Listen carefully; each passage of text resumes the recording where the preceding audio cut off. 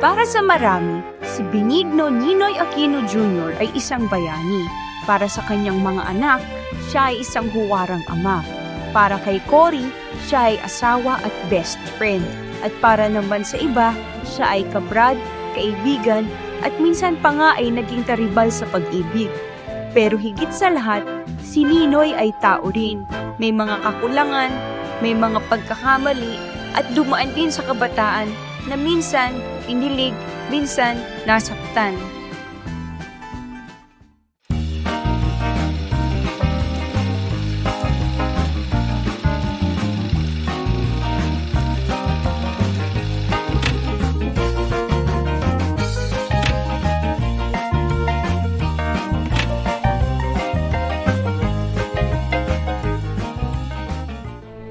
Si Ninoy ay ipinanganak noong November 27, 1932 sa Concepcion, Tarlac.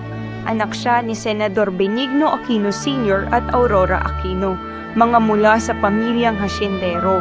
Nag-aral siya sa De La Salle, St. Joseph's at San Beda College bago pumasok sa Ateneo. Itinuturing ni Ninoy ang sarili bilang isang karaniwang estudyante lamang. Hindi raw pumapalo sa linya ng 90 ang kanyang mga grado, pero hindi rin siya lumalagpak sa 70. Sa kabila nito, sa murang edad na 17, siya ang naging pinakabatang war correspondent na nag-ulat ng Korean War para sa The Manila Times ni Don Joaquin Chino Roses. Dahil sa kanyang kakaibang tapang at talento sa pamamahayag, iginawad sa kanya ni Pangulong Elpidio Quirino ang Philippine Legion of Honor, isang pambihirang parangal para sa isang 18-year-old. Sa edad na 21, naging malapit siyang tagapagpayo ng Noy Defense Secretary Ramon Magsaysay, na kalaunan ay magiging Pangulo ng bansa. Nagpatuloy siya sa pag-aaral ng law sa University of the Philippines at doon siya sumapi sa Upsilon Sigma Phi Fraternity, nakaparehong kapatiran na kinabibilangan din ni dating Pangulo Ferdinand Marcos. Ngunit muli niyang pinutol ang kanyang pag-aaral upang ituloy ang landas ng journalism, isang mundong nagbigay sa kanya ng kakaibang impluensya at koneksyon. Ayon sa tanyag na mamamahayag na si Maximo Silibel, sinabi ni Ninoy na sadyang pumasok siya sa iba't ibang paaralan para makakilala ng mas maraming tao at makabuo ng mas malawak na hanay ng mga kaibigan. Noong 1954, mismong si Pangulong Magsaysay ang nag-ates kay Ninoy na makipag-usap kay Luis Taruc ng Hukbalahap. Matapos ang 4 na buwan, siya ang naging daan para sa pagsuko ni Taruc. Dahil dito, muli siyang ginawaran ng Philippine Legion of Honor. Taong 1950 nang lumuwas si Imelda Romualdez mula Tacloban papuntang Maynila. Sa kanyang tangkad, ganda at tindig, mabilis siyang nakapasok sa mga social gatherings ng prominenteng pamilya sa lungsod. Tinawag pa nga siyang Rose of Tacloban. Noong isang summer ng 1950 sa isa sa mga pagtitipon sa bahay ng tiyahin ni Imelda na si Dr. Pasita de los Reyes Phillips, isang kilalang socialite, ipinakilala si Imelda kay Ninoy Aquino. Ayon mismo kay Carmen Chitang Guerrero Nakpil, isang tanyag na manunulat ng mga panahon na yun, maraming lalaki ang naakit kay Imelda, ngunit madalas ding natatakot manligaw.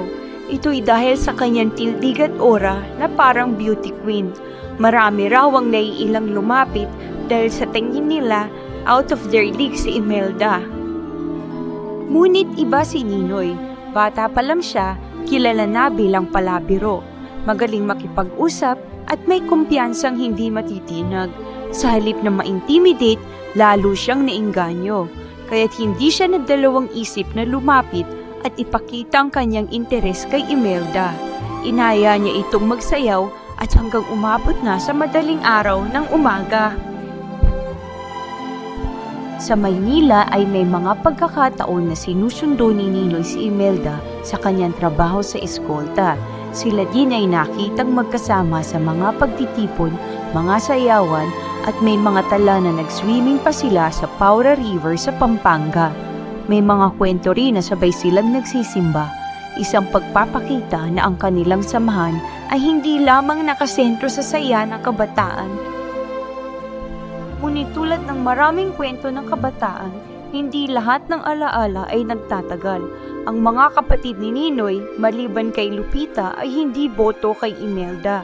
Sa kanilang pananaw, mas nararapat at bagay si Corazon Cory Cojuangco na mula sa prominenteng pamilya sa Tarlac.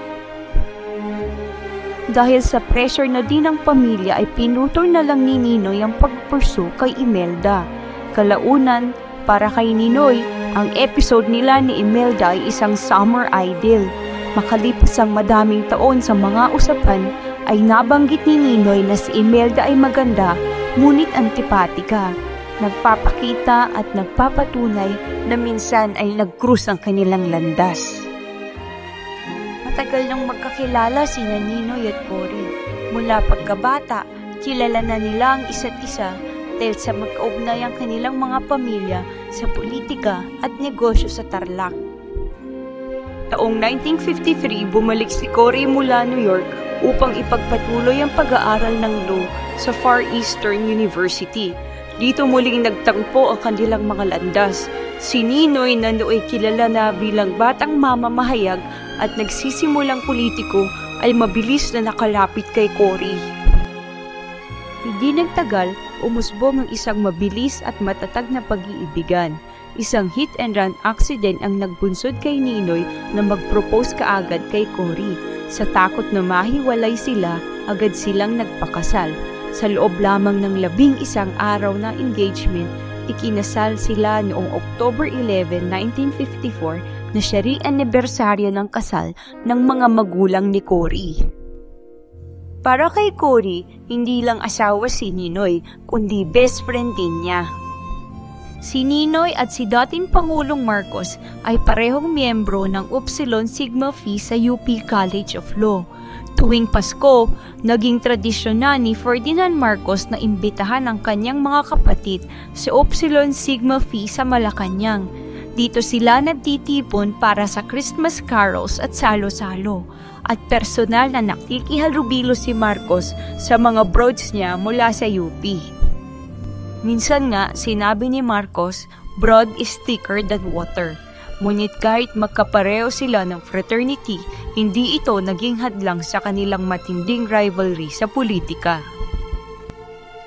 Sa panahon ng kanilang exile sa Boston, doon unang naranasan ng mga anak ni Ninoy ang isang hands-on na ama.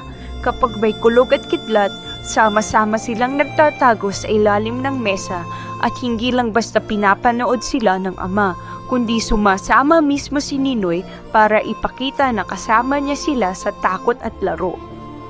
Sa bahay, siya mismo ang nagtuturo ng math, pero hindi formal na klase. Ginagawa niyang parang treasure hunt ang bawat tanong at sagot para maging masaya at exciting ang pag-aaral. Ang bunso niyang si Chris ang madalas niyang isama sa mga lakad. Magkasama silang pumupunta sa bookstore para bumili ng mga libro tapos susundan ng simpleng ice cream date. Bilang ama, hindi siya natatubiling gumawa ng mga bagay na karaniwang iniiwasan ng iba. Siya mismo ang pumila ng halos 4 na oras para makabili ng tiket sa sinihan para mapanood ng kanyang anak na si Chris ang Return of the Jedi. Si Ninoy Aquino ay hindi lang politiko o bayani. Siya rin ay isang kabataang marunong magmahal, asawang naging matatag na kasama ni Cory, kapatid sa fraternity kahit minsan naging karibal, at higit sa lahat, isang ama na naglaan ng oras at pagmamahal sa kanyang pamilya. Ito ang ibang mukha ni Ninoy na bihirang mailahad sa kasaysayan bilang tao, asawa at ama.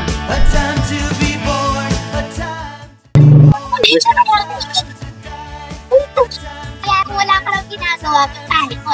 Paano nga kang sayan?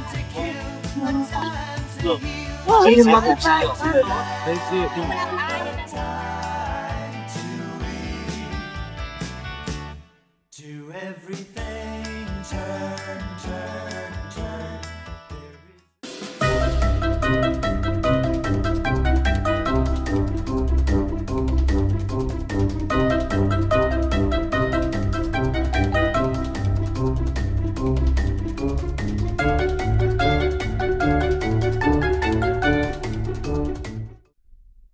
Ayan mga kamarites, natapos na ang ating kasaysayang kwento.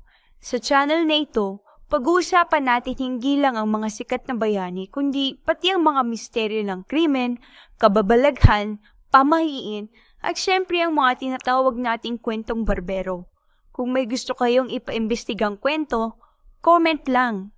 Huwag kalimutang mag-like, share at subscribe. Ako si Marites Historian at ito ang Kwentong Barbero, Chismis o Totoo.